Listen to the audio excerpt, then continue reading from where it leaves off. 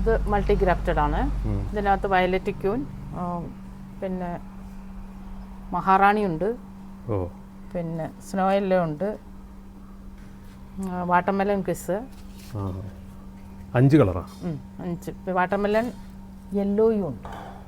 ശരി ശരി. നിങ്ങൾ തന്നെ ചെയ്യണത് ഇവിടെ? അതെ, ബട്ടക്കപ്പും ഉണ്ട്. Okay okay.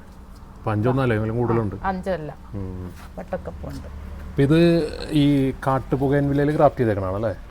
അങ്ങനെയാണോ? അതെ അതെ അതെ, നാടനകത്ത് ഗ്രാഫ്റ്റ് ചെയ്യുന്നു. ഇത് എത്ര നാളെടുക്കും ഇത് പിടിക്കാൻ വേണ്ടിയിട്ട് ക്രാഫ്റ്റ്? ഇത് ഗ്രാഫ്റ്റ് പിടിച്ചു കിട്ടാൻ ഒരു 3 ആഴ്ച ആകുമ്പോഴത്തേക്ക് നമുക്ക് റിസൾട്ട് അറിയാം. പിന്നെ അത് ഗ്രോത്ത്.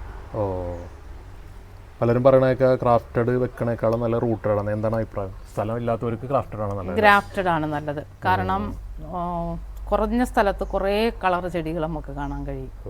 ശരി. ഇതുപോലത്തെ ഒരു ബൊഗൈൻവില്ല എന്ന് പറയുന്നത് നമുക്ക് ഭയങ്കര ഇഷ്ടമുള്ള ഒന്നാണ്. 100 കണക്കിന് ക്രാഫ്റ്റഡ് ചെടികൾ ഇതിന്റെ അകത്തുണ്ട്. ഇത് കൊല്ലം ജില്ലയിൽ ഇത്തിക്കര എന്ന് പറഞ്ഞ സ്ഥലത്ത് 1 കിലോമീറ്റർ കടലാസ് പൂന്ന് പറയുന്ന നഴ്സറിയാണിത്. മുകളിൽ നമ്പറിൽ കോൺടാക്ട് ചെയ്ത് കഴിഞ്ഞാൽ ഇതിന്റെ വിശദമായിട്ടുള്ള വിവരങ്ങൾ അറിയാം.